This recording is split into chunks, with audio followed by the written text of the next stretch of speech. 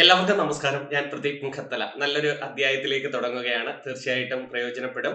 Course പരീക്ഷകളൊക്കെ വരികയല്ലേ. അതുകൊണ്ട് ഒരു series തുടങ്ങി. ഹോട്ട് ടോപ്പിക് സീരീസും അതുപോലെ കുറെ കൺഫ്യൂസിംഗ് ഫാക്ട് സീരീസും നിങ്ങൾക്കൊരു റിവിഷൻ ആവുമല്ലോ എന്ന് വെച്ചാണ് തീർച്ചയായിട്ടും പഠിച്ചുകൊണ്ടിരിക്കുന്ന ഒത്തിരി പേരുടെ പ്രതീക്ഷകളായിരിക്കും അല്ലെ. കുറെ പരീക്ഷകൾ വിളിച്ചത് കൊണ്ട് 2025 കുറെ അധികം പരീക്ഷകൾ വിളിച്ചുകൊണ്ട് അവർക്കൊക്കെ മനസ്സിൽ ആഗ്രഹം കാണും. ഇതിൽ ഞാൻ നല്ലൊരു റാങ്ക് നേടണം. കാരണം റാങ്ക് അങ്ങ് അവസാനം കിടന്നാലും പെട്ടു. ഇപ്പോഴത്തെ പരീക്ഷകളുടെ ആണല്ലോ. അപ്പൊ ഏറ്റവും നല്ല റാങ്ക് നേടണം എന്ന ചിന്താഗതിയാണ് ഇപ്പൊ പലരും വാശിയോടുകൂടി പഠിക്കുന്നത്. പലയിടത്ത് തിരക്കുമ്പോഴും അറിയാം സ്പെഷ്യൽ ടോപ്പിക് ഇത്രയും കഴിഞ്ഞു, ഈ ഓരോ ഭാഗം ഭരണഘടനയ്ക്ക് ഇമ്പോർട്ടന്റ് കൊടുക്കുന്നു, എക്കണോമിക്സിന് ഇമ്പോർട്ടന്റ് കൊടുക്കുന്നു എന്നൊക്കെ പറയുമ്പോൾ നമുക്കും ഒരു സന്തോഷം. ഓരോരുത്തർ ആ പഠിക്കുന്ന സ്റ്റൈല് മാറ്റി. പണ്ട് കുറെ ജി കെ ഇങ്ങനെ വായന മാത്രം. അവര് പറയുന്ന സാറ് ഇംഗ്ലീഷും മാത്സും മലയാളവും സ്പെഷ്യൽ ടോപ്പിക്ക് ഞാനങ്ങ് നേരത്തെ അങ്ങ് ഒതുക്കുകയാണ്. പലരും ഏറ്റവും കൂടുതൽ പഠിക്കുന്ന കുട്ടികളും പറയുന്നതാ, ഇംഗ്ലീഷ് മാത്സ് മലയാളം ഒരുവിധം പഠിച്ചിട്ട് സ്പെഷ്യൽ ടോപ്പിക് അപ്പം തന്നെ ഒരു 50 മാർക്കോളം അവിടെ അവിടെ ടോപ്പിക്ക് തീരും. എന്നിട്ട് ഭരണഘടന, എക്കണോമിക്സ്, ഇന്ത്യൻ ജോഗ്രഫി ഇതിനൊക്കെ ഇമ്പോർട്ടന്റ് കൊടുക്കുന്നു എന്ന് പറയുന്നത്. അപ്പൊ ആ ഒരു നാക്ക് ആ കുട്ടി മനസ്സിലാക്കിയെങ്കിൽ ഏറ്റവും കൂടുതൽ മാർക്ക് സ്കോർ ചെയ്യുന്ന ഭാഗം ഏത് എന്ന് നോക്കിയിട്ടായിരിക്കും ആ കുട്ടി അത്രയും ചെയ്തത്. അതുകൊണ്ട് നിങ്ങളോട് പറയുകയാണ്, വെറുതെ ഇങ്ങനെ കുത്തിയിരുന്ന് എന്നും ഇരുന്ന് ജി കെ വായന മാത്രമല്ല, എല്ലാ മേഖലയും ഒരേപോലെ ഇത്ര വീതം പഠിച്ചു എന്ന് ഉറപ്പുവരുത്തണം. എന്നിട്ട് നിങ്ങൾ സെറ്റ് ആയിട്ട് പരീക്ഷാ ഹാളിലേക്ക് പോകണം. എല്ലാ ദിവസവും രാവിലെ എഴുന്നേൽക്കുമ്പോഴേ എന്റെ പരീക്ഷയാണ് മുമ്പിൽ വരാൻ പോകുന്നത്, അതിനുവേണ്ടി ഞാൻ ഇത്രമാത്രം നോക്കും. എന്നെ ആശ്രയിച്ച് കുറെ പേരുണ്ട്. അവർക്കൊക്കെ തീർച്ചയായിട്ടും ഈ ഒരു ജോലി കിട്ടാൻ വേണ്ടി അവരെ ആശ്രയിച്ച് എന്റെ അച്ഛനായാലും അമ്മയായാലും ബന്ധുക്കളായാലും അല്ലെങ്കിൽ ഹസ്ബൻഡ് ആയാലും അല്ലെങ്കിൽ ഭാര്യ ആയാലും എല്ലാവരും എന്നെ പ്രതീക്ഷയോടുകൂടി കാത്തിരിക്കുക. പിന്നെ എനിക്ക് ഭയങ്കര ഒരു ആഗ്രഹമല്ലായിരുന്നു ഈ ഒരു ജോലി നേടണമെന്ന്. അപ്പൊ ആ ജോലി എനിക്ക് കിട്ടിയേ പറ്റൂ. അല്ലെങ്കിൽ ഇനി ഇത് കഴിഞ്ഞിട്ട് അടുത്ത പരീക്ഷ വിളിച്ചു, അതിനു വേണ്ടി പഠിക്കണം, അതിനി എങ്ങനെയായിരിക്കും, എന്തൊക്കെ മാറ്റങ്ങൾ വരുത്തും എന്നൊന്നും ഒരു ബോധവുമില്ല. അതുകൊണ്ട് ആദ്യം വരുന്ന മുമ്പിൽ തന്ന നിങ്ങൾക്ക് കുറച്ച് മാസം കൂടെ തന്നിട്ടുണ്ട്. ആ മാസങ്ങളിൽ കൃത്യമായിട്ട് നിങ്ങൾ പഠിച്ചു കഴിഞ്ഞാൽ നിങ്ങൾ വിജയിച്ചിരിക്കുമെന്നേ. നമ്മളെ പോലുള്ളവർ തന്നെയല്ലേ കഴിഞ്ഞ ലിസ്റ്റിലും വന്നതായി ഇപ്പൊ ജോലി ചെയ്യുന്നത്, അല്ലെങ്കിൽ ട്രെയിനിങ്ങിന് പോയിരിക്കുന്നത്, അല്ലെങ്കിൽ നല്ല ജോലി ചെയ്യുന്നത്. അതുകൊണ്ട് പറയാം, അവരും പഠിക്കുന്ന സമയത്ത് നിങ്ങളെ പോലെ ടെൻഷനും അടിച്ച് കിട്ടുമോ ഇല്ലയോ, ലിസ്റ്റ് വരുമോ, പക്ഷെ അവരും വന്ന് ഇല്ലേ. അപ്പം നിങ്ങൾ അതിൽ വേറെ ടെൻഷൻ ഒന്നും അടിക്കണ്ട. ലിസ്റ്റിൽ വരുമോ, ഭയങ്കര ടഫ് ആയിരിക്കുമോ, എല്ലാവരും പഠിക്കുമോ, അതൊന്നും നോക്കണ്ട. ചിലവർക്ക് ഇച്ചിരി പഠിത്തം കുറയും, ചിലവർക്ക് ഇച്ചിരി പഠിത്തം ലെവൽ കൂടുതലായിരിക്കും. ചിലവർക്ക് പെട്ടെന്ന് മനസ്സിലാവും, ചിലവർക്ക് പതുക്കെ മനസ്സിലാവും. നിങ്ങളുടെ രീതി എന്താണെന്ന് നിങ്ങൾ മനസ്സിലാക്കിയിട്ട് ചിലപ്പോൾ നിങ്ങൾക്ക് പതുക്കെ മനസ്സിലാവത്തുള്ളെങ്കിൽ വീണ്ടും പഠിച്ചുകൊണ്ടേയിരിക്കുക. നിങ്ങൾക്കല്ലാതെ 100 എന്ന ലക്ഷ്യമൊന്നും അല്ലല്ലോ. മറ്റുള്ളവരെ താരതമ്യം ചെയ്തുകൊണ്ടിരുന്ന അവിടെ വിഷമിച്ചിരിക്കത്തേ ഉള്ളൂ. അവൻ നല്ലോണം പഠിക്കുന്നുണ്ട്, അവനെല്ലാം അറിയാം, അവൻ പണ്ട് സ്കൂളിൽ പഠിക്കുമ്പോഴേ എല്ലാ ലെവലുള്ളതാണ് എന്നൊക്കെ പറയുന്ന നിങ്ങളുണ്ട്. അവരോടൊക്കെ എനിക്ക് എടുത്ത് പറയാം, അങ്ങനെ ചിന്തിച്ചുകൊണ്ടിരുന്ന അവിടെ ഇരിക്കത്തതേ ഉള്ളൂ. അങ്ങനെ ഇപ്പൊ നമ്മുടെ പോലെ സാധാരണക്കാരൊക്കെ തന്നെയായി ജോലി കയറുന്നത്. അല്ലാതെ നല്ല ലെവലുള്ളവർക്ക് അവർക്ക് ചിലപ്പോൾ ഇച്ചിരി എളുപ്പമായിരിക്കും. ഇംഗ്ലീഷോ മാത്സോ ചിലപ്പോൾ ജി കെ ഒക്കെ എളുപ്പമായിരിക്കും. ചിലപ്പോൾ നിങ്ങൾക്ക് പൊതുവെ എന്താ ചെയ്യുന്നത്, സ്വാഭാവികമായിട്ടും പഠിച്ചുകൊണ്ടിരിക്കുമ്പോൾ 100 ഡൗട്ടുകളായിരിക്കും അല്ലെ. എനിക്ക് കിട്ടുമോ, ഇതെല്ലാം കൂടെ തലയിൽ പെരുക്കുന്നു, ഇത് മോക്ക് ടെസ്റ്റ് ഒക്കെ ചെയ്യുമ്പോൾ 100 30 ഉള്ളൂ, 40 ഉള്ളൂ, ഇത് എത്ര ഞാനിപ്പോ ഒത്തിരി ചോദ്യം ചെയ്തിട്ടും അത്രയൊക്കെ ഉള്ളൂ. അങ്ങനെ ഒന്നും നോക്കണ്ട, ഒക്കെ പഠിച്ചുകൊണ്ടേയിരിക്കുക. മോക്ക് ടെസ്റ്റ് ഒക്കെ ചെയ്യുമ്പോൾ മാർക്ക് കയറി വരും. എല്ലാ ടോപ്പിക്കൊന്നും നിങ്ങൾ കവർ ചെയ്ത് തീർന്നില്ലല്ലോ. മോക്ക് ടെസ്റ്റ് ഒക്കെ ചിലപ്പോൾ ഇൻഡയറക്റ്റും ഭയങ്കര ടഫ് ഉള്ള ചോദ്യങ്ങളൊക്കെ ആയിരിക്കും പലരും തയ്യാറാക്കുന്നത്. അതിലൊന്നും നിങ്ങൾ ടെൻഷൻ അടിക്കണ്ട. നിങ്ങൾ എല്ലാ കാര്യങ്ങളുടെയും ബേസിക്കുകൾ തീർന്നു എന്ന് ഉറപ്പുവരുത്തി മുന്നോട്ട് പോവുക.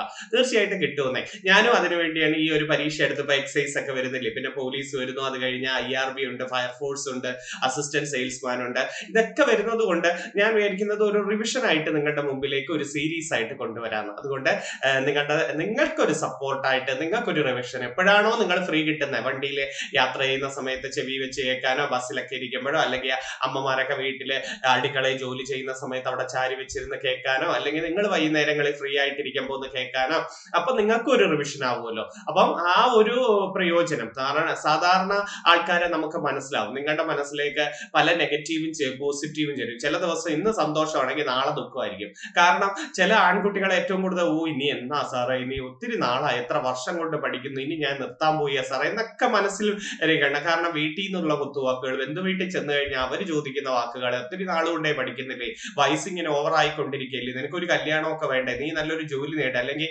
ഗൾഫിലൊക്കെ നല്ല വേക്കൻസി ഉണ്ടെങ്കിൽ കയറിപ്പോ എന്നൊക്കെ പറയുന്ന ഒത്തിരി പേരുണ്ട്.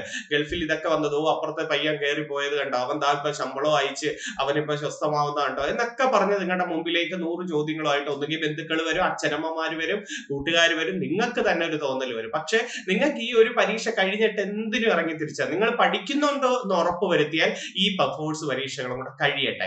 അല്ലെങ്കിൽ മറ്റേ നമ്മുടെ സ്വാഭാവികമായിട്ടുള്ള അസിസ്റ്റന്റ് സെയിൽസ്മാൻ ഇപ്പൊ മെബ്കോ വിളിക്കുന്നു, ഇതൊക്കെ നിങ്ങൾക്ക് ഉറപ്പായി, നിങ്ങൾ ഉറപ്പായി പഠിച്ചാൽ കിട്ടുമെന്ന് ഉറപ്പുണ്ടെങ്കിൽ നിങ്ങൾ പഠിച്ചിട്ട് ഇത് കിട്ടിയില്ലെങ്കിൽ കളഞ്ഞിട്ട് പോകും. അതേ എനിക്ക് പറയാനുള്ളൂ. കാരണം എന്താ, ഇത്രയും പരീക്ഷ വന്നിട്ട് അവസാനം അവിടെ പോയിരുന്നു ഇപ്പം ഗൾഫിൽ പോയിരുന്നിട്ട് കരഞ്ഞിട്ട് കാര്യമുണ്ടോ? പല കൂട്ടുകാരെയും ഇപ്പൊ എന്റെ അടുത്ത് പഠിക്കാൻ വന്ന ഒത്തിരി പേരെ എനിക്കറിയാം. അവരിപ്പോഴും എനിക്ക് മെസ്സേജ് ഇടാൻ പോകും, അവിടെ അങ്ങ് നിന്നാ മതിയായിരുന്നു സാറേ, നാട്ടിൽ നിൽക്കുന്നത് എനിക്ക് ഭയങ്കര ആഗ്രഹമാണ്, ഭയങ്കര വിഷമമാണ് സാറേ, ഇനി എന്റെ അച്ഛനമ്മമാരെ കാണണമെങ്കിൽ 2 വർഷം കഴിയണം, 2 വർഷം കഴിഞ്ഞ് അവരോടൊന്ന് സംസാരിക്കണം, എനിക്കൊരു പനി വന്നാൽ അസുഖം വന്നാൽ, പണ്ടൊക്കെ നമുക്ക് ഒരു പനി വന്നാൽ നമ്മുടെ അമ്മയില് ഓടി വരുന്ന എല്ലാ കാര്യത്തിനും തലയിൽ ഇത് വിരിച്ചു തരാനും, അല്ലെങ്കിൽ തലവേദന എന്ന് പറയുമ്പോഴായാലും കട്ടൻ ചായ ഇട്ട് തരാനും, വയറുവേദന എന്ന് പറയുമ്പോഴത്തേക്ക് എന്ത് വേണമെങ്കിലും നമുക്ക് ഹോസ്പിറ്റലിൽ പോയിട്ട് വന്നിട്ട് കിടക്കുമ്പോ ഗുളിക എടുത്തു തരാനും എല്ലാം അമ്മയല്ലേ നമുക്കുള്ളത്.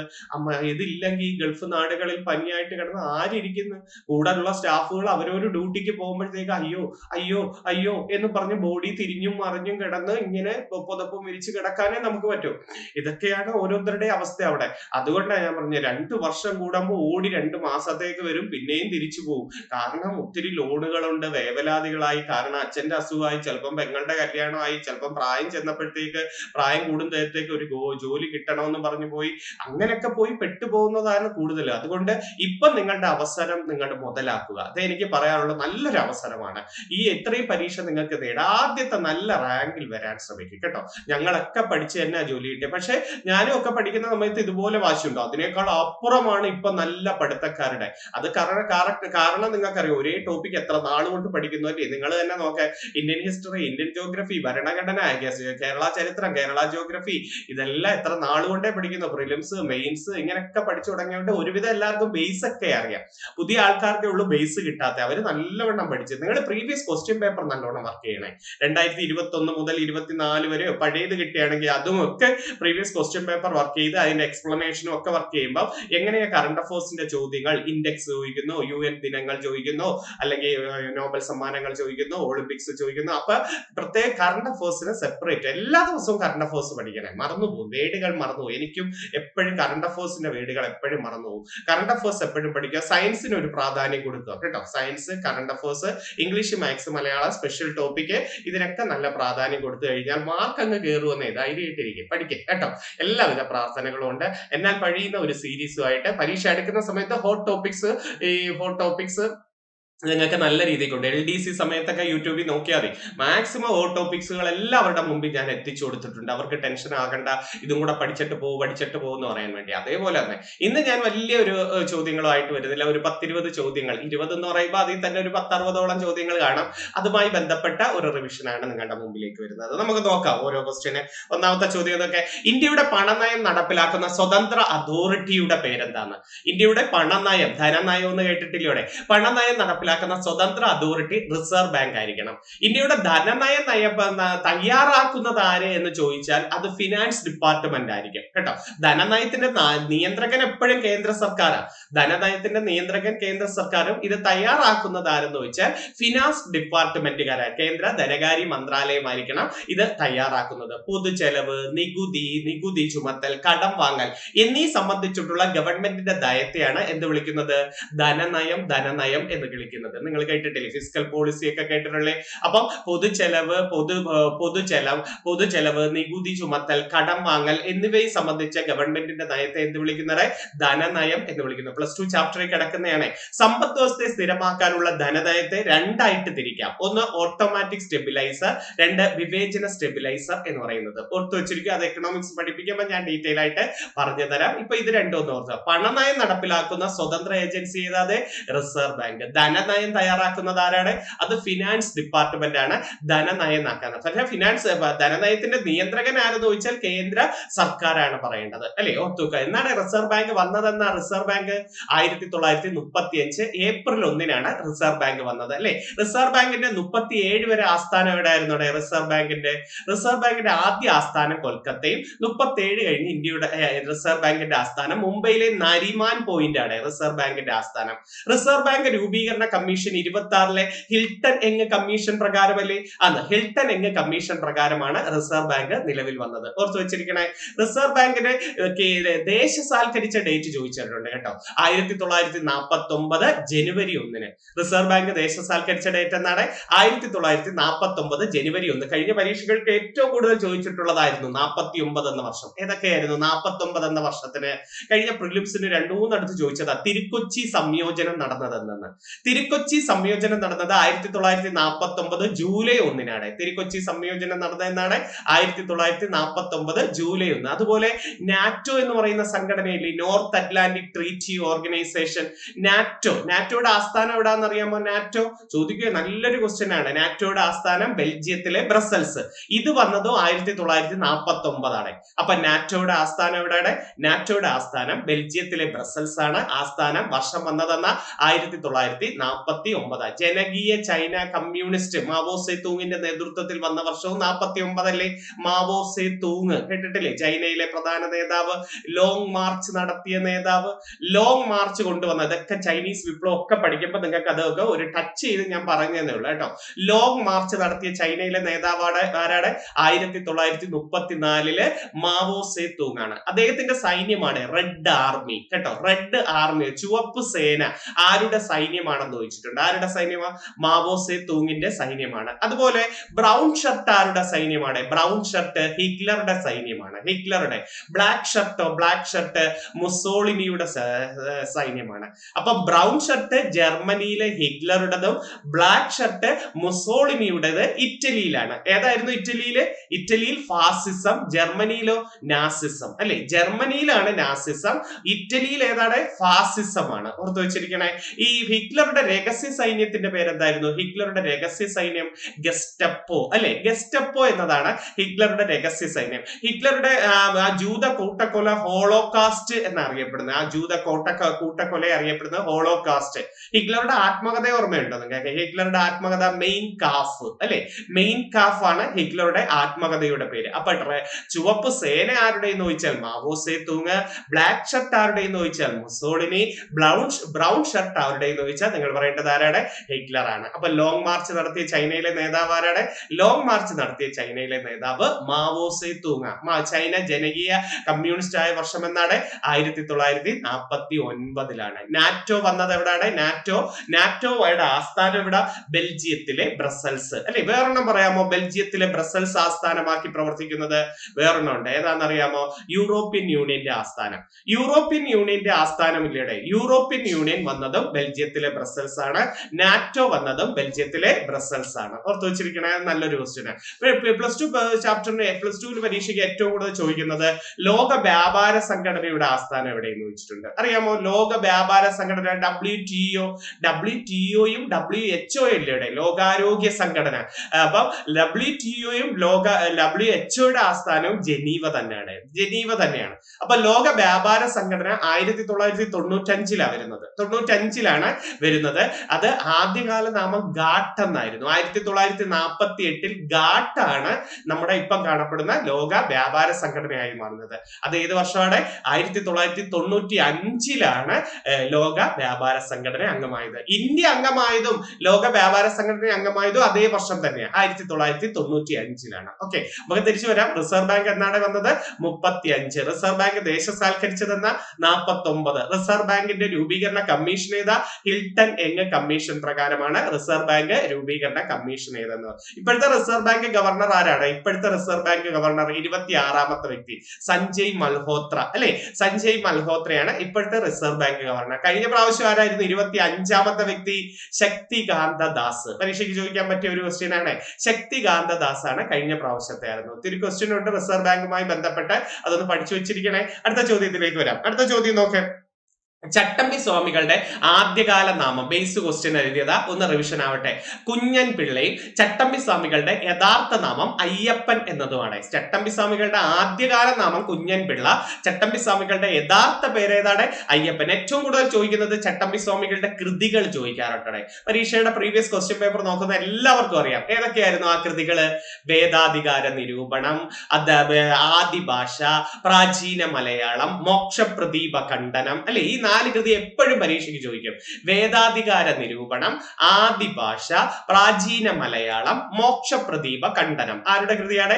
ചട്ടമ്പി സ്വാമികളുടെ കൃതിയാണ്. ചട്ടമ്പി സ്വാമികളുടെ ജന്മദിനമല്ലയുടെ നമ്മൾ ജീവകാരുണ്യ ദിനമായിട്ട് ഓഗസ്റ്റ് 25 പറയുന്നത്.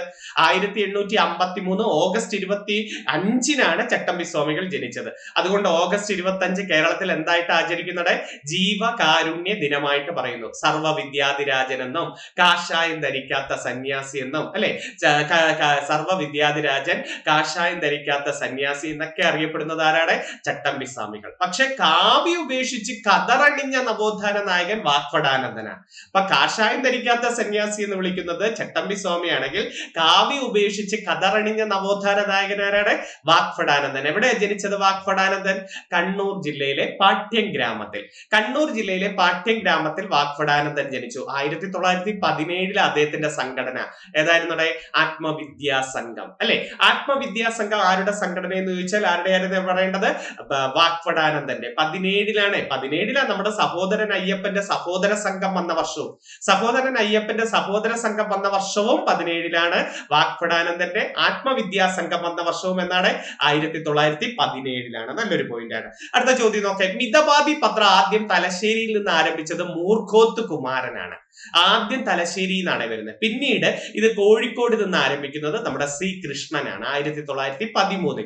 അപ്പൊ ആദ്യം മിതവാദി പത്രം രൂപീകരിച്ചത് ആരെന്ന് ചോദിച്ചാൽ മൂർഖോത്ത് കുമാരൻ. ഇത് നിർത്തിവെച്ചിട്ട് പിന്നീട് കോഴിക്കോട് നിന്നും തുടങ്ങിയത് ആരാണ്? സി കൃഷ്ണനാണ്. ഓർത്തു വെച്ചിരിക്കണേ. മലയാളത്തിലെ ആദ്യത്തെ പത്രം ഏതാണ്? മലയാളത്തിലെ ആദ്യത്തെ പത്രവും ആദ്യ പത്രവും രണ്ടാമത്തെ പത്രവും ഇറക്കിയത് ഹെർമൻ ഗുണ്ടർട്ട് തന്നെയാണ് അല്ലെ. ആദ്യ പത്രവും രണ്ടാമത്തെ പത്രവും ഇറക്കിയത് ഹെർമൻ ഗുണ്ടർട്ട് അല്ലേ എന്ന 1847 തലശ്ശേരിയിലെ ഇല്ലിക്കുന്ന് ബംഗ്ലാവിൽ അല്ലെ, തലശ്ശേരിയിലെ ഇല്ലിക്കുന്ന് ബംഗ്ലാവിൽ നിന്നാണ് ആദ്യത്തെ പത്രം ഇറക്കുന്നത് അല്ലെ, ഹെർമൻ ഗുണ്ടർട്ട്. ഏതൊക്കെ പത്രം? ആദ്യത്തെ പത്രം മലയാളത്തിലെ ആദ്യ പത്രം രാജ്യസമാചാരം. രണ്ടാമത്തെ പത്രം ഏതാണ്? പശ്ചിമോദയം അല്ലെ. മലയാളത്തിലെ ആദ്യത്തെ പത്രം രാജ്യസമാചാരം. രണ്ടാമത്തെ പത്രം ഏതാ? പശ്ചിമോദയം. ഇന്ന് നിലവിലെ ഏറ്റവും പഴയ പത്രം ഏതാ? മലയാളത്തിലെ നിലവിലെ ഏറ്റവും പഴയ പത്രം ദീപികയാണ് അല്ലെ. ദീപിക, നസ്രാണി ദീപിക എന്നാണ് ആദ്യകാല നാമം. നീതിരിക്കൽ മാണി കത്തനാരാണ് കൊണ്ടുവരുന്നത് കേട്ടോ. ദീപിക പത്രം കൊണ്ടുവരുന്ന ആരാണ്? നീതിരിക്കൽ മാണി കത്തനാരാണ് കൊണ്ടുവരുന്നത് അല്ലെ. മലയാള മനോരമ പത്രം ഏത് വർഷമാ? 1888 കോട്ടയം ജില്ലയിൽ നിന്നും കണ്ടത്തിൽ വർഗീസ് മാപ്പിളയാണ് സ്ഥാപിക്കുന്നത് അല്ലെ. 1888 കോട്ടയം ജില്ലയിൽ നിന്നും കണ്ടത്തിൽ വർഗീസ് മാപ്പിളയാണ് മലയാള മനോരമ പത്രം കൊണ്ടുവരുന്നത്. അത് ദിനപത്രമാകുന്നത് 1928-ലാണ്. ഓർത്ത് വെച്ചിരിക്കണം, 28. അടുത്ത മാതൃഭൂമി പത്രം എന്താണ് വരുന്നത്? മാതൃഭൂമി പത്രം 1923-ലാണ് മാതൃഭൂമി പത്രം വരുന്നത്.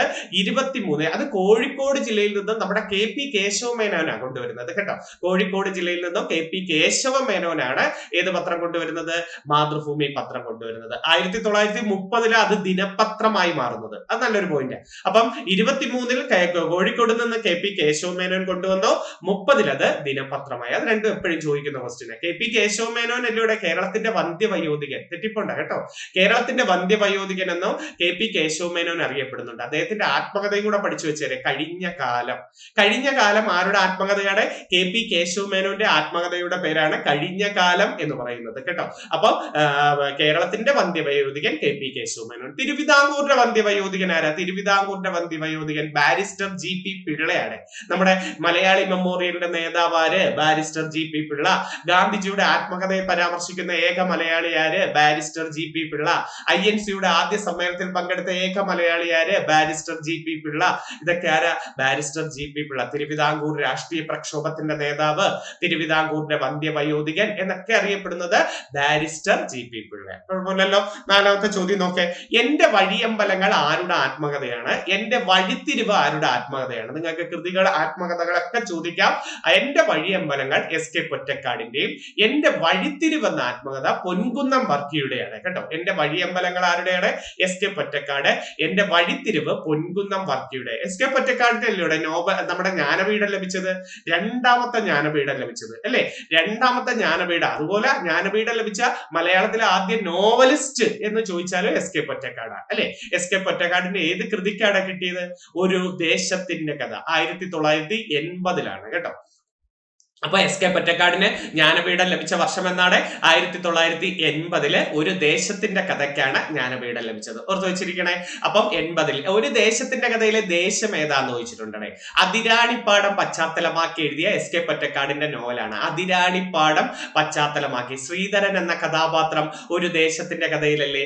ആണ് ശ്രീധരൻ എന്ന കഥാപാത്രം ഒരു ദേശത്തിന്റെ കഥ. എസ് കെ പൊറ്റക്കാടിന് ഒത്തിരി പ്രേമസ്കൃതികളുണ്ട് അല്ലെ. ഒരു ദേശത്തിന്റെ കഥ, ഒരു തെരുവിന്റെ കഥ, കബീന, വിഷകന്യക, നൈൽ ഡയറി, പാതിരാ സൂര്യന്റെ നാട്ടിൽ അല്ലെ. നൈൽ ഡയറി, പാതിരാ സൂര്യന്റെ നാട്ടിൽ, ഇതൊക്കെ ആരുടെയാണ്? S K പൊറ്റക്കാടിന്റെ. അപ്പൊ എസ് കെ പൊറ്റക്കാടിന് എന്നാണ് ജ്ഞാനപീഠം ലഭിച്ചത്? 80. എന്നാ ജ്ഞാനപീഠം കൊടുത്തു തുടങ്ങിയപ്പോ തന്നെ മലയാളിക്കല്ലേ കിട്ടിയത്? 1965 ഓടക്കുഴൽ എന്ന കൃതിക്ക് ജി ശങ്കരക്കുറുപ്പിന് അല്ലെ. ജി ശങ്കരക്കുറുപ്പിനാണ് ജ്ഞാനപീഠം ലഭിച്ചത്. എത്ര ലക്ഷം രൂപയാണ് ജ്ഞാനപീഠ പുരസ്കാര തുക? 11 ലക്ഷം രൂപ. അപ്പൊ ജ്ഞാനപീഠം ഏർപ്പെടുത്തിയ വർഷം എന്നാണ്? 1965 നമ്മുടെ ജി ശങ്കരക്കുറുപ്പിന്. 80 എസ് കെ പൊറ്റക്കാടിന്. 84 ആർക്കാ കിട്ടിയത്? 84 തകഴിക്കാണ് 84 കിട്ടിയത്. 95 നമ്മുടെ എം ടി വാസുദേവൻ നായർക്ക് കിട്ടുന്നത് കേട്ടോ. 95 എം ടി വാസുദേവൻ നായർക്ക് കിട്ടി. 2007 ONV കുറുപ്പിന് കിട്ടി. 2019 അക്കിത്തം അച്യുതൻ നമ്പൂതിരിക്ക് കിട്ടി. ഓക്കെ, അടുത്ത ക്വസ്റ്റ്യൻ നോക്കാം. ജൂമിംഗ് കൃഷിരീതി ഏത് സംസ്ഥാനത്താണ് നടപ്പിലാക്കുന്നതെന്ന്? ജൂമിംഗ് കൃഷിരീതി ഏത് സംസ്ഥാനം? അരുണാചൽ പ്രദേശിലാണ്. ജൂം എന്നൊരു ചെറിയ കൃഷിരീതി ഉണ്ടല്ലേ, ആസാമിലാണ്. ജൂമിംഗ് കൃഷിരീതി അരുണാചൽ പ്രദേശിലും ജൂം കൃഷിരീതി എവിടെയാണ്? ആസാം. ജനസാന്ദ്രത ഏറ്റവും കുറവ് അരുണാചൽ പ്രദേശിലാണ് അല്ലെ. ഇന്ത്യയിൽ ജനസാന്ദ്രത കുറവുള്ള സംസ്ഥാനം ഏതാണ്? അരുണാചൽ പ്രദേശ്. ഇന്ത്യയുടെ ഓർക്കിഡ് സംസ്ഥാനം എന്ന് വിളിക്കുന്നത് അരുണാചൽ പ്രദേശ് അല്ലേ ആണ്. ഓർക്കിഡ് സംസ്ഥാനം, ഉദയസൂര്യന്റെ നാട് എന്നാണ്, പ്രഭാത സൂര്യന്റെ നാട് എന്നൊക്കെ പറയുന്ന ഇന്ത്യയിലെ സ്ഥലം ഏതാണ്? അരുണാചൽ പ്രദേശ്. തലസ്ഥാനം എന്താ അരുണാചൽ പ്രദേശിന്റെ? ഇറ്റാനഗർ അല്ലെ. ഇറ്റാനഗറാണ് അരുണാചൽ പ്രദേശിന്റെ തലസ്ഥാനം. ഇന്ത്യയുടെ കിഴക്കേറ്റ അരുണാചൽ പ്രദേശിലല്ലേ? ഇന്ത്യയുടെ കിഴക്കേറ്റം അരുണാചൽ പ്രദേശ്, കിബിത്തു അല്ലെ. കിബിത്തു ആണ് അരുണാചൽ പ്രദേശിലെ കിബിത്തു. പടിഞ്ഞാറേ അറ്റം ഏതാ? പടിഞ്ഞാറേ അറ്റം ഗുഹാർ മോത്തി. ഗുജറാത്തിലെ ഗുഹാർ മോത്തിയാണ് പടിഞ്ഞാറേ അറ്റം ഏതെന്ന് വെച്ചാൽ. തെക്കേ അറ്റം ഏതാ? അത് ആൻഡമാനിലെ ഇന്ദിരാ പോയിന്റും വടക്കേ അറ്റം ലഡാക്കിലെ ഇന്ദിരാ കോളുമാണ്. വടക്കേ അറ്റം ഏതാണ്? ലഡാക്കിലെ ഇന്ദിരാ കോൾ. ഇന്ത്യയിലെ ഏറ്റവും വലിയ കേന്ദ്രഭരണ പ്രദേശമാണ് ലഡാക്ക്, തെറ്റിപ്പോരുത്. ഇന്ത്യയിൽ മുമ്പ് ആൻഡമാൻ ആയിരുന്നു, ഇപ്പൊ ലഡാക്കായ. ഇന്ത്യയിലെ ഏറ്റവും വലിയ കേന്ദ്രഭരണ പ്രദേശം ലഡാക്കാണ്. ഏറ്റവും ചെറിയ കേന്ദ്രഭരണ പ്രദേശം ലക്ഷദ്വീപാണ്. ഏറ്റവും ചെറിയ കേന്ദ്രഭരണ പ്രദേശം ലക്ഷദ്വീപ്. ഏറ്റവും വലിയ കേന്ദ്രഭരണ പ്രദേശം ഏതാണ്? ലഡാക്കാണ്. ഇന്ത്യയുടെ തണുത്ത മരുഭൂമി എന്നൊരു വിശേഷണം ലഡാക്കിനുണ്ട്. ലിറ്റിൽ ടിബറ്റ്, നിശബ്ദ തീരം, ചുരങ്ങളുടെ നാട്. ലിറ്റിൽ ടിബറ്റ്, നിശബ്ദ തീരം, ചുരങ്ങളുടെ നാട് എന്നൊക്കെ അറിയപ്പെടുന്നത് ലഡാക്കാണ്. ഓർത്ത് വെച്ചിരിക്കണേ. അപ്പൊ ജൂമിംഗ് കൃഷിരീതി എവിടെയാണ്? അരുണാചൽ പ്രദേശ്. ഏറ്റവും ജനസാന്ദ്രത കുറഞ്ഞ ഇന്ത്യൻ സംസ്ഥാനം അരുണാചൽ പ്രദേശ്. ജനസാന്ദ്രത കൂടിയ ഇന്ത്യൻ സംസ്ഥാനം ഏതാ? ബീഹാർ ആണ്. ഏറ്റവും ജനസാന്ദ്രത കൂടുതൽ ഏതാണ്? ബീഹാർ ആണ്. അടുത്ത ചോദ്യം നോക്കേ. ജനഗണമന ചിട്ടപ്പെടുത്തിയിരിക്കുന്ന രാഗം ശങ്കരാഭരണമാണ്. 1911 ജനഗണമന പാടുന്നത്. 1896 വന്ദേമാതരം പാടുന്നത് കേട്ടോ. വന്ദേമാതരം ചിട്ടപ്പെടുത്തിയിരിക്കുന്ന രാഗം ദേശിരാഗിലാണ് കേട്ടോ. 1896. അപ്പൊ ജനഗണമനയുടെ രാഗം ഏതാണ്? ശങ്കരാഭരണം. 1911. ആരാ സംഗീതം കൊടുത്ത ജനഗണമനയ്ക്ക്? ജനഗണമനയ്ക്ക് സംഗീതം കൊടുത്തത് ക്യാപ്റ്റൻ രാം സിംഗ് താക്കൂർ ആണ്. ക്യാപ്റ്റൻ രാം സിംഗ് താക്കൂർ. വന്ദേമാതരത്തിനോ? വന്ദേമാതരത്തിന് സംഗീതം കൊടുത്തത് ആരാണ്? അത് ജദുനാഥ് ഭട്ടാചാര്യ. ജദുനാഥ് ഭട്ടാചാര്യാണ് വന്ദേമാതരത്തിന് സംഗീതം കൊടുത്തത്. രണ്ടും ബംഗാളി ഭാഷയിലാണ് കേട്ടോ. അപ്പൊ ജനഗണമന പാടിയ വർഷം INC-യിൽ 1911 സരളാദേവി ചൗധരാണിയും ടാഗോറും കൂടെ ചേർന്ന് നിന്നുകൊണ്ടാണ് പാടുന്നത്. വന്ദേമാതരം പാടുന്നത് ടാഗോറ, എഴുതിയത് ബങ്കിം ചന്ദ്ര ചാറ്റർജി. ഏത് വർഷമാണ് വന്ദേമാതരം? 1896. കഴിഞ്ഞ LDCക്ക് വന്ദേമാതരം എന്ന ഉറുദു മാസിക ആരുടെ എന്ന് വെച്ചിട്ടുണ്ട്. വന്ദേമാതരം എന്ന ഉറുദു മാസിക ലാലാ ലജ്പത് റായിയുടെ. ഓർത്ത് വെച്ചിരിക്കണേ, ലാലാ ലജ്പത് റായ്. അടുത്ത അപ്പൊ ജനഗണമനയ്ക്ക് സംഗീതം കൊടുത്തതും നമ്മൾ പഠിച്ചു. അടുത്ത ചോദ്യം നോക്കേ. ഭാവി ഇന്ത്യൻ ഭരണഘടനയുടെ അടിസ്ഥാന തത്വങ്ങളിൽ ഒന്നായിരിക്കണം മൗലിക അവകാശങ്ങൾ എന്ന് പ്രഖ്യാപിച്ച കോൺഗ്രസ് സമ്മേളനം 1927 മദ്രാസ് സമ്മേളനം. അധ്യക്ഷൻ MA അൻസാരിയാണ്. മൗലികാവകാശം പഠിക്കുമ്പോൾ നമ്മൾ ഇത് പഠിച്ചിരിക്കും ഉറപ്പായിട്ട്. അപ്പം ആദ്യമായി മൗലികാവകാശത്തെ കുറിച്ച് പറഞ്ഞ INC-യുടെ സമ്മേളനം 27 1947 മദ്രാസ് സമ്മേളനം. ആ സമയത്തെ പ്രസിഡന്റ് ആരാണ്? MA അൻസാരി. അടുത്ത എല്ലാവർക്കും അറിയാം. മൗലിക അവകാശങ്ങളെ കുറിച്ചുള്ള പ്രമേയം പാസാക്കിയ കോൺഗ്രസ് സമ്മേളനം 31 കറാച്ചി സമ്മേളനം. അധ്യക്ഷൻ സർദാർ പട്ടേലാണ് കേട്ടോ. കഴിഞ്ഞ LDC പരീക്ഷയ്ക്ക് ഇതിന്റെ കരട് തയ്യാറാക്കിയത് ആരെന്ന് ചോദിച്ചിട്ടുണ്ട്. കരട് തയ്യാറാക്കിയത് നെഹ്റു ആണ് കേട്ടോ. ഓർമ്മ, മൗലികാവകാശങ്ങൾ 31 പാസാക്കിയ ആ പ്രമേയം പാസാക്കുന്നതിന്റെ കരട് തയ്യാറാക്കിയത് ആരാണ്? നെഹ്റു, ജവഹർലാൽ നെഹ്റു. അപ്പൊ മൗലികാവകാശങ്ങളെ കുറിച്ചുള്ള പ്രമേയം പാസാക്കിയ കോൺഗ്രസ് സമ്മേളനം ഏതാണ്? 31 കറാച്ചി സമ്മേളനം. അധ്യക്ഷനാര സർദാർ വല്ലഭായ് പട്ടേലാണ്. സർദാർ പട്ടേലിന്റെ സത്യാഗ്രഹം ഏതാണ്? 28 ബർദോളി സത്യാഗ്രഹം അല്ലെ? 1928 ബർദോളി സത്യാഗ്രഹം ഗുജറാത്തിലാണ് സർദാർ വല്ലഭായ് പട്ടേൽ നടത്തിയത്. അത് നല്ലൊരു ക്വസ്റ്റ്യൻ ആണ്. അപ്പം മൗലികാവകാശങ്ങളെ കുറിച്ച് പ്രമേയം പാസാക്കിയ കോൺഗ്രസ് സമ്മേളനം ഏതാണ്? 31 കറാച്ചി സമ്മേളനം. മൗലികാവകാശങ്ങൾ എത്ര എണ്ണം ഉണ്ട്? 6 എണ്ണമാണ് ഉള്ളത്. ഭരണഘടനയുടെ 3-ാം ഭാഗത്തിൽ അമേരിക്കയിൽ നിന്നും കടമെടുത്തു 12 മുതൽ 35 വരെ. ആർട്ടിക്കിൾ 12 മുതൽ 35 വരെ മൗലികാവകാശങ്ങൾ ആണ് ഭരണഘടനയുടെ 3-ാം ഭാഗം. ഭരണഘടനയുടെ 2-ാം ഭാഗം ഏതാ?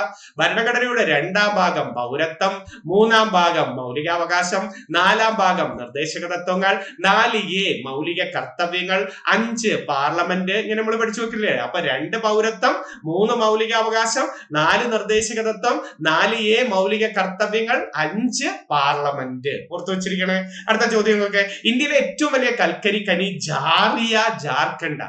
ഏറ്റവും പഴയത് റാണിഗഞ്ച്, പശ്ചിമ ബംഗാളിലാണ്. ഏറ്റവും വലിയ കൽക്കരി ഖനി ഏതാണ്? ജാറിയ, ജാർഖണ്ഡ്. ഏറ്റവും പഴയത് ഏതാണ്? റാണിഗഞ്ച്, പശ്ചിമ ബംഗാളിലാണ്. കൽക്കരി ഖനിയാണ്. അടുത്ത വെച്ചിരിക്കും. ഇന്ത്യയുടെ യുറേനിയം ഖനിയും ജാർഖണ്ഡിലാണ്, ജാദുഗുഡ. ഇന്ത്യയുടെ യുറേനിയം ഖനി ഏതാണ്? ജാദുഗുഡ. ഇന്ത്യയുടെ വജ്രഖനി ഏതാണ്? വജ്രഖനി പന്ന. പന്ന മധ്യപ്രദേശിലെ പന്നയാണ് ഇന്ത്യയുടെ വജ്രഖനി. ഇന്ത്യയുടെ ചെമ്പ് ഖനി ഏതാണ്? ചെമ്പ് ഖനി കേത്രി, രാജസ്ഥാനിലെ കേത്രിയാണ് ഇന്ത്യയുടെ ചെമ്പ് ഖനി. ഇന്ത്യയുടെ ഏറ്റവും വലിയ എണ്ണക്കനി ഏതാ? എണ്ണക്കനി അത് മുംബൈ ഹൈ അല്ലെ? ബോംബെയിലെ മുംബൈ ഹൈ. ഏറ്റവും പഴയ എണ്ണപ്പാടം ആസാമിലെ ദിഗ്ബോയി ആണ്. ഏറ്റവും പഴയത് ആസാമിലെ ദിഗ്ബോയ്. ഏറ്റവും വലുത് എണ്ണപ്പാടം എന്ന് വിളിക്കുന്നത് മുംബൈ ഹൈ ആണ്. ഓർത്ത് വെച്ചിരിക്കുക. ഇന്ത്യയുടെ സ്വർണ്ണക്കനികൾ ഏതൊക്കെയാ? കോളാർ, ഹട്ടി. ഇതൊക്കെ നമ്മുടെ കർണാടകയിലെ കോളാർ, ഹട്ടി. അപ്പൊ ഇന്ത്യയുടെ വജ്രക്കനി എന്ന് വിളിച്ച പന്ന, മധ്യപ്രദേശ്. ഇന്ത്യയുടെ ചെമ്പുകനി കേത്രി, രാജസ്ഥാൻ. ഇന്ത്യയുടെ യുറേനിയം കനി ജാദുഗുഡ അല്ലെ? ജാദുഗുഡ, ജാർഖണ്ഡ്. ഇന്ത്യയുടെ കൽക്കരിക്കനി ജാറിയ, ജാർഖണ്ഡ്. ഏറ്റവും പഴയ കൽക്കരിക്കനിയും ചോദിക്കും. റാണിഗഞ്ച്, പശ്ചിമ ബംഗാൾ. ഇന്ത്യയിലെ ഏറ്റവും വലിയ ഇരുമ്പുരുക്ക് നിർമ്മാണശാല ഏതാണ്? ഏറ്റവും വലുത് 1964 വന്ന ബൊക്കാറോ ഇരുമ്പുരുക്ക് നിർമ്മാണശാല അല്ലെ? ഏറ്റവും വലുത് ബൊക്കാറോ. ഏറ്റവും ലാഭകരമായ ഇരുമ്പുരുക്ക് സ്റ്റീൽ പ്ലാന്റ് ഏതാ? ഫിലായി, ഛത്തീസ്ഗഡിലാണ് ഏറ്റവും ലാഭകരമായി. സ്വകാര്യ മേഖലയിലെ ആദ്യ ഏറ്റവും വലിയ സ്റ്റീൽ പ്ലാന്റ് ഏതാണ്? ടാറ്റ ഇൻസ്റ്റിറ്റ്യൂട്ട് ആണ്, ജംഷഡ്പൂരിലെ ഒഡീഷയിലാണ് കേട്ടോ. സ്വകാര്യ മേഖലയിൽ. അപ്പൊ ഏറ്റവും വലിയ ഇരുമ്പുരുക്ക് നിർമ്മാണശാല ഏതാണ്? ബൊക്കാറോ ഇരുമ്പുരുക്ക് നിർമ്മാണശാല. ഏത് രാജ്യത്തിന്റെ സഹായത്തോടെ ബൊക്കാറോ വന്നത്? ബൊക്കാറോയും ഫിലായും വന്നത് സോവിയറ്റ് യൂണിയന്റെ സഹായത്തോടെ അല്ലെ? റൂർക്കേല വന്നത് ജർമ്മനിയുടെ സഹായത്തോടെ. റൂർക്കേല വന്നത്, ദുർഗാപൂർ വന്നത് ബ്രിട്ടന്റെ സഹായത്തോടെ. അപ്പൊ ബൊക്കാറോയും ഫിലായും വന്നത് ഏത് രാജ്യത്തിന്റെ സഹായത്തോടെ? നമ്മുടെ സോവിയറ്റ് യൂണിയന്റെ സഹായത്തോടെ. സ്വകാര്യ മേഖലയിലെ ഏറ്റവും വലിയ സ്റ്റീൽ പ്ലാന്റ് ഏതാണ്? ടാറ്റ ഇരുമ്പുരുക്ക് നിർമ്മാണശാല ജംഷഡ്പൂരിലാണ്. ഇന്ത്യയുടെ ഉരുക്ക് നഗരം, ഇന്ത്യയുടെ സ്റ്റീൽ സിറ്റി, ഇന്ത്യയുടെ പിറ്റ്സ്ബർഗ് എന്നൊക്കെ അറിയപ്പെടുന്നത് ജംഷഡ്പൂരാണ്. ഇന്ത്യയുടെ സ്റ്റീൽ സിറ്റി എന്നൊക്കെ അറിയപ്പെടുന്നത് ഏതാണ്? ജംഷഡ്പൂർ. ഇന്ത്യയിലെ ഏറ്റവും വലിയ തടാകം ചിൽക്ക തടാകമാണ്. ഒഡീഷയിലെ ചിൽക്ക തടാകം. ഹണിമൂൺ ദ്വീപ്, ബ്രേക്ക്ഫാസ്റ്റ് ദ്വീപ്, പക്ഷികളുടെ ദ്വീപ്, ഇതൊക്കെ ചിൽക്ക തടാകത്തിലാണ്. ഇന്ത്യയിലെ ഏറ്റവും വലിയ ശുദ്ധജല തടാകം ഊളാർ കേട്ടോ. ഊളാർ ആണ് ഏറ്റവും വലിയ ശുദ്ധജല തടാകം. ഏതെന്ന് ചോദിച്ചാൽ ഇന്ത്യയിലെ ഏറ്റവും വലിയ ശുദ്ധജല, നേരത്തെ കൊല്ലേരു ആയിരുന്നു, ഇപ്പൊ 2-ാം സ്ഥാനത്താണ് കൊല്ലേരു. ഊളാറാണ്. ഏറ്റവും ഉയരത്തിൽ സ്ഥിതി ചെയ്യുന്ന തടാകം ചോലാമു തടാകം സിക്കിമിലും. ഏറ്റവും ലവണത്വമുള്ള തടാകം സാമ്പാർ തടാകം രാജസ്ഥാനാണ്. ഏറ്റവും ലവണത്വം കൂടുതൽ സാമ്പാർ തടാകം രാജസ്ഥാനാണ് അല്ലെ? രാജസ്ഥാനിൽ 2 തടാകം പഠിച്ചു വെക്കണം കേട്ടോ. പുഷ്കാർ തടാകവും സാമ്പാർ തടാകവും രാജസ്ഥാനിലാണ്. ഏറ്റവും ഉയരത്തിൽ സ്ഥിതി ചെയ്യുന്നത് ചോലാമു തടാകം സിക്കിമിലാണ്. ഏറ്റവും വലുതേതാ? ചിൽക്ക തടാകം. ഏറ്റവും ചെറുതിൽ പറയത്തില്ല. കേരളത്തിലെ ഏറ്റവും വലുതേതാ? അത് വേമ്പനാട്ട് കായൽ അല്ലെ? കേരളത്തിൽ ഏറ്റവും വലിയ കായൽ ഏതെന്ന് ചോദിച്ചാൽ വേമ്പനാട്ട് കായൽ. കേരളത്തിൽ ഏറ്റവും ആഴമുള്ള കായൽ അഷ്ടമുടി കായലാണ്. അഷ്ടമുടി കായൽ. കായൽ. കേരളത്തിലെ ഏറ്റവും വലിയ ശുദ്ധജല തടാകം ശാസ്താംകോട്ടക്കായലാണ്. ഓർത്തു വെച്ചിരിക്കുക. അത് ഞാൻ പറഞ്ഞുതരാം. അടുത്തൊക്കെ ഇനി മലയാള സാഹിത്യം നോക്കെ. കേരള കാളിദാസൻ, കേരള വർമ്മ വലിയ കോയിത്തമ്പുരാൻ. ക്രൈസ്തവ കാളിദാസൻ എന്ന് വിളിക്കുന്നത് കട്ടക്കയം ചെറിയാൻ മാപ്പിള. മുസ്ലിം കാളിദാസൻ എന്ന് വിളിക്കുന്നത് മൊയിൻകുട്ടി വൈദ്യർ. മുസ്ലിം മാപ്പിളപ്പാട്ടിന്റെ മഹാകവി എന്നറിയപ്പെടുന്ന മൊയിൻകുട്ടി വൈദ്യരാണ് മുസ്ലിം കാളിദാസൻ അല്ലെ. നമ്മളെ കൊണ്ടോട്ടി, അദ്ദേഹത്തിന്റെ സ്മാരകമൊക്കെ അവിടെ അല്ലേ, കൊണ്ടോട്ടി മലപ്പുറം ജില്ലയിൽ. അപ്പൊ കേരള കാളിദാസൻ എന്ന് വിളിക്കുന്നത് ആരാണ്? കേരള വർമ്മ വലിയ കോയിത്തമ്പുരാനാണ് കേരള കാളിദാസൻ എന്ന് വിളിക്കുന്നത്. അടുത്ത ചോദ്യത്തിലേക്കൊക്കെ. ഇന്ത്യയിൽ പഞ്ചായത്ത് രാജ് ആദ്യമായി നടപ്പിലാക്കിയത് എവിടെയെന്ന്? 1959 ഒക്ടോബർ 2 രാജസ്ഥാനിലെ നാഗോർ ജില്ലയിലാണ് ആദ്യമായിട്ട് പഞ്ചായത്ത് രാജ് നടപ്പിലാക്കുന്നത്. ആദ്യ ദക്ഷിണേന്ത്യൻ സംസ്ഥാനം ആന്ധ്രാപ്രദേശ് ആണ്. പക്ഷേ നിങ്ങളോട് ചോദിക്കും, ഇന്ത്യയിൽ ആദ്യമായി ത്രിതല പഞ്ചായത്ത് സംവിധാനം നിലവിൽ വന്ന ഡേറ്റ് 1993 ഏപ്രിൽ 24. അതുകൊണ്ടാണ് ഏപ്രിൽ 24 ഏത് ദിനം? പഞ്ചായത്ത് രാജ് ദിനം എന്ന് നമ്മൾ പഠിക്കാറില്ലേ? ഏപ്രിൽ 24 പഞ്ചായത്ത് രാജ് ദിനം. അപ്പം ഇന്ത്യയിൽ പഞ്ചായത്ത് രാജ് ആദ്യമായി നടപ്പിലാക്കിയത് എവിടെയെന്ന് വെച്ചാൽ രാജസ്ഥാനിലെ നാഗോറിൽ 59 ഒക്ടോബർ 2. ആരാണ് പഞ്ചായത്ത് രാജ് എന്ന പദം കൊണ്ടുവന്നത്? അത് ജവഹർലാൽ നെഹ്റു. പഞ്ചായത്ത് രാജ് എന്ന പദം കൊണ്ടുവന്നത് ജവഹർലാൽ നെഹ്റു. പഞ്ചായത്ത് രാജിന്റെ പിതാവ് ആരാ? ബൽബന്ത് റായി മേത്ത അല്ലെ. ബൽബന്ത് റായി മേത്തയാണ് പഞ്ചായത്ത് രാജിന്റെ പിതാവ്. തദ്ദേശ സ്വയംഭരണ സ്ഥാപനങ്ങളുടെ പിതാവ് ഒരു വൈസ്രോയി ആണല്ലോ. ആരായിരുന്നു തദ്ദേശ സ്വയംഭരണ സ്ഥാപനങ്ങളുടെ പിതാവ്? അതാരെന്ന് ചോദിച്ചാൽ നിങ്ങൾ പറയേണ്ടത് റിപ്പൺ പ്രഭു ആണ് അല്ലെ. തദ്ദേശ സ്വയംഭരണ സ്ഥാപനങ്ങളുടെ പിതാവ് റിപ്പൺ പ്രഭു, പഞ്ചായത്ത് രാജിന്റെ പിതാവ് ബൽബന്ത് റായ് മേത്ത. പഞ്ചായത്ത് രാജ് എന്ന ആശയം കൊണ്ടുവന്നത് ജവഹർലാൽ നെഹ്റു. ഗ്രാമസ്വരാജ് എന്ന ആശയം ഗാന്ധിജിയാണ് കൊണ്ടുവന്നത്. അപ്പൊ ഇന്ത്യയിൽ എന്താണ് ത്രിതല പഞ്ചായത്ത് സംവിധാനം വന്നത്? 1993 ഏപ്രിൽ 24. ഏപ്രിൽ 24 ഏത് ദിനം? ഏപ്രിൽ 24 പഞ്ചായത്ത് രാജ് ദിനം. ഏപ്രിൽ 25 ഏത് ദിനം? മലേറിയ ദിനം. ഏപ്രിൽ 25 മലേറിയ ദിനം. ഏപ്രിൽ 24 പഞ്ചായത്ത് രാജ് ദിനം. ഏപ്രിൽ 23 ഏതാണെന്നറിയാമോ? പുസ്തക ദിനം. ഏപ്രിൽ 23 പുസ്തക ദിനം. ഏപ്രിൽ 22 ഏതാണെന്നറിയാമോ? ഭൗമ ദിനം. ഏപ്രിൽ 22 ഏതാണ്? ഭൗമ ദിനം. ഏപ്രിൽ 21 സിവിൽ സർവീസ് ദിനം കേട്ടോ. ഏപ്രിൽ 21 ഏത് ദിനമാണ്? സിവിൽ സർവീസ് ദിനം. ഏപ്രിൽ 22 ഭൗമ ദിനം. ഏപ്രിൽ 23 പുസ്തക ദിനം. ഏപ്രിൽ 24 പഞ്ചായത്ത് രാജ് ദിനം. ഏപ്രിൽ 25 മലേറിയ ദിനം. ഏപ്രിൽ 17 കൂടെ അങ്ങ് പഠിച്ചേരെ, ഹീമോഫീലിയ ദിനം കേട്ടോ. ഏപ്രിൽ 17 ഏതാണ്? ഹീമോഫീലിയ ദിനം. അടുത്തൊക്കെ നല്ലൊരു പോയിന്റ്. 1989 തദ്ദേശ സ്വയംഭരണ സ്ഥാപനങ്ങൾക്ക് ഭരണഘടനാ സാധുത നൽകണമെന്ന് നിർദ്ദേശിച്ച കമ്മിറ്റി PK തുങ്കൻ കമ്മിറ്റി. ചില ബുക്ക് 88 എന്ന് വന്നിട്ടുണ്ട്, പക്ഷെ തുങ്കൻ കമ്മിറ്റി വരുന്നത് 89 കേട്ടോ. ഭരണഘടനാ സാധുത നൽകണമെന്ന് നിർദ്ദേശിച്ച പാർലമെന്ററി സബ് കമ്മിറ്റി എന്നാണ് ഏറ്റവും പ്രധാനമായിട്ട് പറയേണ്ടത് കേട്ടോ. പാർലമെന്ററി സബ് കമ്മിറ്റി എന്ന് പറഞ്ഞാൽ തുങ്കൻ കമ്മിറ്റി. എപ്പോഴും ചോദിക്കുന്ന ഒരു ക്വസ്റ്റ്യൻ +2 ലെവലിൽ. പഞ്ചായത്ത് രാജിന് ഭരണഘടനാ സാധുത നൽകണമെന്ന് ആദ്യമായി നിർദ്ദേശിച്ച കമ്മിറ്റി എല്ലാം സിംഹി കമ്മിറ്റിയാണ്. പക്ഷെ പഞ്ചായത്ത് രാജിന് തദ്ദേശ സ്വയംഭരണ സ്ഥാപനങ്ങൾക്ക് ഭരണഘടനാ സാധുത നൽകണം എന്ന് ആദ്യമായിട്ട് ആവശ്യം കൊണ്ടുവന്നത് PK തുങ്കൻ കമ്മിറ്റിയാണ്. രണ്ടും അത് തന്നെയാണ്, പക്ഷെ പാർലമെന്ററി സബ് കമ്മിറ്റിയാണ് PK തുങ്കൻ കമ്മിറ്റി 89. കേരളത്തിലെ ആദ്യത്തെ നേത്രദാനവും അവയവദാന ഗ്രാമ പഞ്ചായത്ത് ചെറുകുളത്തൂർ, കോഴിക്കോട് ജില്ലയിലെ ചെറുകുളത്തൂർ. പക്ഷെ കേരളത്തിലെ ആദ്യത്തെ രക്തദാന പഞ്ചായത്ത് മടിക്കൈ, കാസർഗോഡാണ്. പഴയതൊക്കെ ഒന്ന് പഠിച്ചു വെച്ചിരിക്കണേ. നേത്രദാനവും അവയവദാന പഞ്ചായത്തും ചെറുകുളത്തൂർ കോഴിക്കോട്, മടിക്കൈയാണ് എന്ന് പറയുന്നത് രക്തദാന പഞ്ചായത്ത്. ആമുഖം ഇന്ത്യൻ ഭരണഘടനയുടെ ഭാഗമാണെന്ന് പറഞ്ഞത് കേശവാനന്ദ ഭാരതി കേസ്. ആമുഖം എന്നത് ഭരണഘടനയുടെ അവിഭാജ്യ ഘടകമാണെന്ന് പറഞ്ഞത് LIC of India case.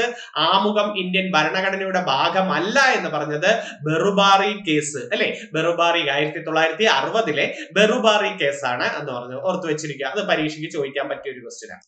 Okay, അത് പരീക്ഷയ്ക്ക്. ആമുഖം ഇന്ത്യൻ ഭരണഘടനയുടെ ഭാഗമാണെന്ന് പറഞ്ഞ കേസ് ഏതാണ്? കേശവാനന്ദ ഭാരതി കേസ്. 1973 ബുക്കുകളിൽ പഠിക്കും നിങ്ങൾ. ഞാൻ എല്ലാം കൂടെ അടുത്ത് തലേ കയറ്റണ്ടെന്ന് പറഞ്ഞതാ. ആമുഖം ഇന്ത്യൻ ഭരണഘടനയുടെ അവിഭാജ്യ ഘടകമാണെന്ന് പറയുന്നത് LIC of case. 1995 LIC of case. ആമുഖം ഇന്ത്യൻ ഭരണഘടനയുടെ ഭാഗമല്ല എന്ന് പറഞ്ഞത് ബെറുബാറി കേസ്. 1960 ബെറുബാറി കേസാണ്. ഓർത്തു വെച്ചിരിക്കണേ. ഇനി സ്വകാര്യത മൗലിക അവകാശമാണ് അവകാശമാണെന്ന് പ്രഖ്യാപിച്ചത് KS പുട്ടസ്വാമി കേസും സ്വകാര്യത മൗലികാവകാശമല്ല എന്ന് പറഞ്ഞത് കരപ് സിംഗ് കേസുമാണ്. അപ്പൊ സ്വകാര്യത മൗലികാവകാശങ്ങളുടെ പട്ടികയിൽ വരണം എന്ന് പറഞ്ഞത് മൗലികാവകാശമാണെന്ന് പറഞ്ഞത് KS പുട്ടസ്വാമി കേസിലാണ്, അല്ല എന്ന് പറഞ്ഞത് കരപ് സിംഗ് കേസാണ്. ഓക്കെ, ഇന്ത്യൻ പാർലമെന്റ് എന്നാണ് വിവരാവകാശ നിയമം പാസ്സാക്കിയ വർഷം?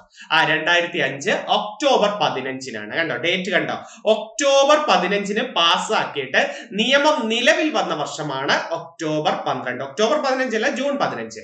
ഇന്ത്യൻ പാർലമെന്റ് വിവരാവകാശ നിയമം പാർലമെന്റ് പാസ്സാക്കിയത് എന്നാണ് 2005 ജൂൺ 15-നാണ് വരുന്നത്. അത് നിലവിൽ വന്നത് എന്നാണ് 2005 ഒക്ടോബർ 12-ന്. ഇനി നല്ലൊരു പോയിന്റ് ഒക്കെ, ലോകസഭയിലേക്കും സംസ്ഥാന നിയമസഭയിലെയും തെരഞ്ഞെടുപ്പ് സമ്പ്രദായം അറിയപ്പെടുന്ന പേര് FETP വ്യവസ്ഥ, first past the past system എന്ന് പറയുന്നത് കേവല ഭൂരിപക്ഷ വ്യവസ്ഥ. ബ്രിട്ടനിൽ നിന്നാണ് കടമെടുത്തത്. ഇമ്പോർട്ടന്റ് ചോദ്യം, ഏറ്റവും കൂടുതൽ ചോദിച്ചിട്ടുള്ളത് FETP വ്യവസ്ഥ ഇന്ത്യ കടമെടുത്തത് first past the post system എന്ന് പറയുന്നത്, first past the post system എന്ന് പറയുന്നത് എവിടെ നിന്നാണ് കടമെടുത്തത്? ബ്രിട്ടനിൽ നിന്നാണ് കടമെടുത്തത്. ഓർത്തു വെച്ചിരിക്കണേ. രാജ്യസഭയിലേക്കുള്ള തെരഞ്ഞെടുപ്പ് രീതി അതല്ലടേ, അത് ആനുപാതിക പ്രാതിനിധ്യ വ്യവസ്ഥ എന്ന് പറയുന്നതാണ് രാജ്യസഭയിലേക്കുള്ള പ്രാതിനിധ്യം. ഇന്ത്യയിൽ ആദ്യമായി കാപ്പി കൃഷി ആരംഭിച്ച സ്ഥലം, കഴിഞ്ഞ പരീക്ഷയ്ക്ക് ചോദിച്ചത്, കർണാടകയിലെ ചിക്ക്മാംഗ്ലൂരിലെ ബാബാബുദാനിലാണ് ഇന്ത്യയിൽ ആദ്യമായിട്ട് കാപ്പി കൃഷി തുടങ്ങിയത്. ഇന്ത്യയിൽ ഏറ്റവും കൂടുതൽ കാപ്പി കൃഷി ചെയ്യുന്നത് എവിടെ? കർണാടകയിലും. കേരളത്തിൽ ഏറ്റവും കൂടുതൽ എവിടെ? കേരളത്തില് വയനാട്ടിലും. ഈ ലോകത്ത് എവിടെ? ബ്രസീലുമാണ് കാപ്പി ഏറ്റവും കൂടുതൽ കൃഷി ചെയ്യുന്നത്. 2, അത്യുൽപാദന ശേഷിയുള്ള കാപ്പി കുരുവിന്റെ പേര് പറഞ്ഞ, കാപ്പി കുരുവിന്റെ പേര് അറബിക്ക, റോബസ്റ്റ. അറബിക്ക, റോബസ്റ്റയൊക്കെ കാപ്പിക്കുരുവാണ്. അപ്പൊ ഇന്ത്യയിലെ ഏറ്റവും കൂടുതൽ കാപ്പി ഉൽപ്പാദിപ്പിക്കുന്നത് കർണാടകയിലും, ഏറ്റവും കൂടുതൽ കാപ്പി ഉൽപ്പാദിപ്പിക്കുന്ന കേരളത്തിലെ ജില്ല വയനാടുമാണ്, അല്ലെ?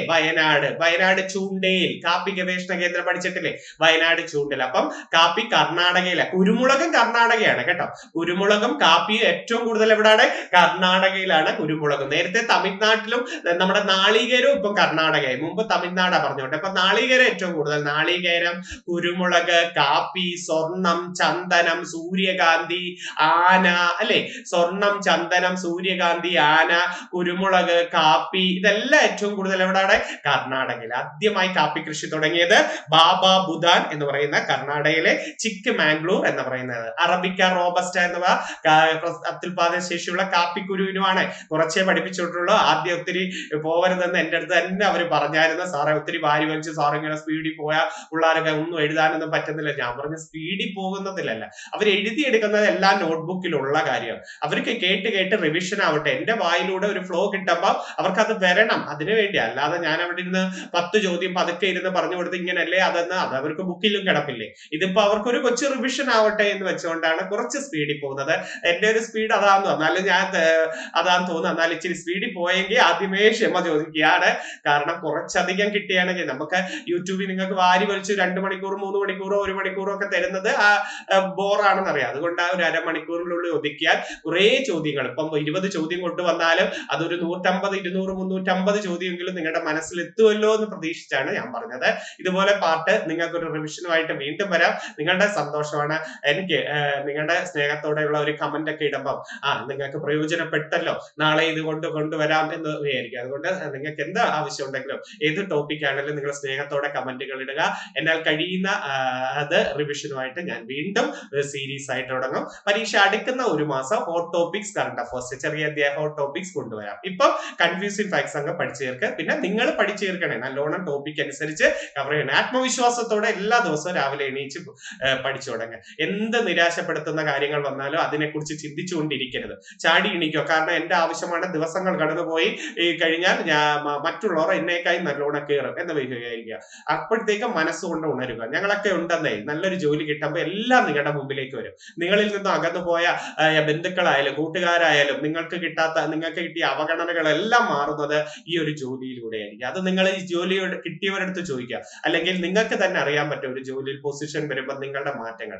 അതുകൊണ്ടാണ് ഞാൻ പറയുന്നത്, പഠിക്കുന്ന നാളെ ഞങ്ങളുടെയൊക്കെ കൊച്ചു കൊച്ചു ഉപദേശങ്ങളൊക്കെ ഒന്ന് മനസ്സിൽ സ്വീകരിച്ച് വാശിയോടുകൂടി മുന്നോട്ട് പോവുക. ഞങ്ങൾ എപ്പോഴും സപ്പോർട്ടായിട്ടുണ്ടായിരിക്കും. എപ്പോഴും തീർച്ചയായിട്ടും എന്നാൽ കഴിയുന്ന പ്രാർത്ഥനകൾ ഉണ്ടായിരിക്കും. പോയിട്ട് വരിക. അടുത്തൊരു സീരീസുമായിട്ട് നമുക്ക് അടുത്ത തിങ്കളാഴ്ച തന്നെ കാണാം. നന്ദി, നമസ്കാരം.